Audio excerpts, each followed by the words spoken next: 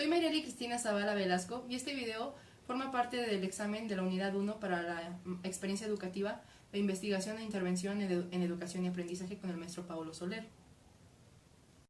En este video tenemos una recopilación de todos los conocimientos adquiridos durante la Unidad 1. Existen dos tipos de enfoques de investigación, el cualitativo y el cuantitativo, pero al utilizar estos dos enfoques juntos, se convierte en un enfoque mixto. Ambos son paradigmas de la investigación científica y emplean procesos cuidadosos, sistemáticos y empíricos en un esfuerzo por generar conocimiento. Cada uno tiene características muy peculiares que se distinguen el uno del otro, pero generalmente el proceso es muy similar y están relacionados entre sí. El enfoque cuantitativo, como su nombre lo indica, se distingue por medir valores cuantitativos. Usa la recolección de datos para probar hipótesis con base a la medición numérica y el análisis estadístico. En el caso de la psicología, nos permite establecer patrones de comportamiento y así probar teorías nuevas. Por otro lado, el enfoque cualitativo utiliza la recolección de datos sin una medición numérica. Este enfoque no se efectúa con la medición numérica y por tanto no es estadístico como el enfoque cuantitativo. Una de las diferencias entre ambos enfoques es que el enfoque cuantitativo tiene un objetivo de investigación muy definido, es decir, que el estudio es específico y está delimitado desde el inicio, mientras que en el enfoque cualitativo se comienza analizando la realidad y a partir de aquí se crea la pregunta de investigación. Las hipótesis en el enfoque cuantitativo van a estar definidas previamente a la investigación, mientras que en el enfoque cualitativo se van a generar durante el proceso. Existen 4 tipos de investigación, las cuales determinan el alcance del estudio. El exploratorio, descriptivo, correlacional y explicativo. En el orden mencionado van teniendo un mayor alcance. La investigación exploratoria es el primer acercamiento al problema. Se realizan cuando no existe suficiente información sobre lo estudiado. La investigación descriptiva, como su nombre lo dice, se queda a un nivel descriptivo del problema. La investigación correlacional mide el grado de relación que existe entre dos o más variables, mientras que la investigación explicativa es la que mayor explicación tiene sobre el estudio, ya que determina las causas y los efectos del fenómeno a estudiar. Se entiende como problema la situación o fenómeno que afecta a un individuo o a un grupo de personas. Este suele ser desagradable o no deseable, además de su dificultad o porque afecta a una necesidad. Para poder llevar a cabo la investigación, primeramente debimos haber detectado el problema o situación problemática para seguir al planteamiento del problema, que viene a ser una proposición contenida de abstracciones o variables. A lo largo del proceso de investigación, lo que se busca hacer es buscar la relación entre las variables que nos permitan explicar causas y efectos del fenómeno. Los propósitos del problema de investigación es plantear algún problema para buscar su solución, ordenar, clasificar y sistematizar algún evento, conjunto de sus objetos y hechos, determinar desacuerdos entre hechos, evaluar el efecto de una variable sobre otra y establecer los factores asociados a un fenómeno. La hipótesis es una idea tentativa que se tiene previamente a la investigación, y esta busca relacionar las variables del fenómeno o del problema, tratando así de describir dicho problema. Es útil para tener una guía durante el estudio, ya que proporciona explicaciones y apoya la prueba de teorías, así como sugiere otras nuevas. Dependiendo del tipo de estudio que realicemos, serán las hipótesis que vamos a utilizar. Existen las hipótesis correlacionales, las hipótesis de diferencia entre grupos y las hipótesis que establecen relaciones de causalidad. El estudio exploratorio no formula hipótesis. El alcance descriptivo las plantea solamente cuando se proporciona un hecho o un dato relevante. La investigación correlacional, por supuesto, utiliza las hipótesis de tipo correlacional, es decir, que relaciona dos o más variables. Y finalmente, la investigación explicativa formula hipótesis de tipo causal. En los objetivos de la investigación, se expone de manera clara y precisa el logro que se desea obtener con la realización de la investigación. Los objetivos indican cuál será el propósito del conocimiento a alcanzar, es decir, cuáles van a ser los resultados a los que se desean llegar. Cabe destacar que el objetivo no da los resultados de la investigación, únicamente los plantea.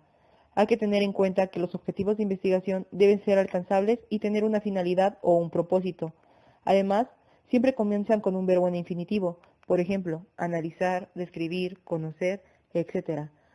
Estos se dividen también en dos, objetivos generales y objetivos específicos. Los objetivos específicos ayudan a crear los objetivos generales.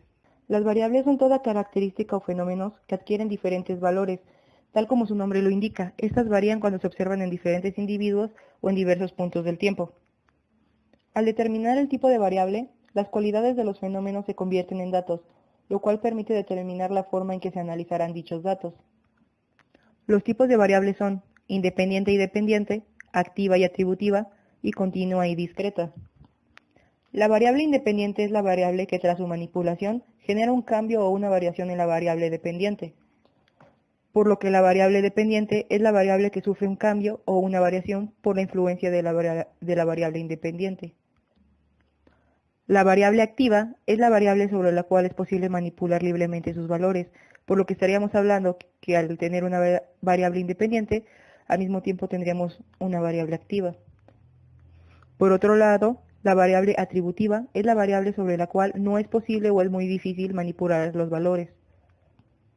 La variable continua es la variable sobre la cual puede ser representada numéricamente por unidades intermedias de manera ilimitada.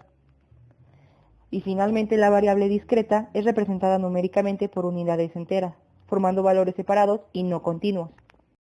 Dentro de la investigación se pueden medir las variables gracias a las escalas de medición, las cuales son la escala nominal, ordinal, intervalar y de razón. En la escala nominal, las variables se clasifican en categorías distintas sin determinar alguna jerarquía, ya que los números asignados únicamente son etiquetas. También las variables pueden ser clasificadas en rangos, gracias a la escala ordinal, sin reconocer la distancia exacta entre ellos, ya que los números asignados determinan una magnitud. Pero existen otros dos tipos de escala donde los números sí tienen un valor. En la escala intervalar, los números representan valores numéricos e informan la distancia que existe entre intervalos de valores. En esta escala, el valor de 0 es arbitrario y no indica la ausencia de la variable, mientras que en la escala de razón, el valor 0 es absoluto e indica la ausencia de la variable. El diseño de investigación es el plan que se va a tener para obtener la información que se desea. Al mismo tiempo, gracias a esto, se pueden responder las preguntas de investigación y cubrir todos los objetivos del estudio. Los diseños de investigación se pueden dividir en experimentales y no experimentales. En los experimentales se tiene un control muy riguroso sobre la variable independiente para poder analizar las consecuencias que se tienen sobre la variable dependiente. Al mismo tiempo, los diseños experimentales se pueden dividir en preexperimental, cuasi experimental o experimentos puros. En el preexperimental, el diseño solamente tiene un grupo cuyo grado de control es muy mínimo. En el cuasi experimental, el experimento en el que los sujetos no se asignan al azar a los grupos ni se emparejan como tales, pues ya dichos grupos ya existían. En cambio, en los experimentos puros se cumplen ambos requisitos para lograr un control y una validez interna. Por otro lado, los diseños no experimentales no se realiza una manipulación deliberada de las variables y solo se observan los fenómenos en su ambiente natural. Los diseños también pueden ser divididos gracias a su temporalidad o al número de momentos en los que se recolectan los datos. Es decir, pueden ser diseños transversales o longitudinales. Cuando se habla de diseños transversales o transaccionales, quiere decir que el diseño fue recolectado en un solo momento, es decir, los datos se recolectaron en un solo tiempo. Mientras que hablamos de diseños longitudinales, el estudio se recaba datos en diferentes tiempos, es decir, en diferentes puntos. La validez interna en una investigación es el grado de confianza que se tiene de los resultados del experimento.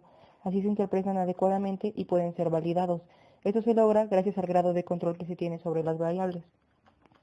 Los factores que pueden afectar la validez interna son la historia, la maduración, la administración de pruebas, la instrumentación, la inestabilidad, la mortalidad, la intervención relacionada con las características del investigador, la regresión estadística y los sesgos de selección.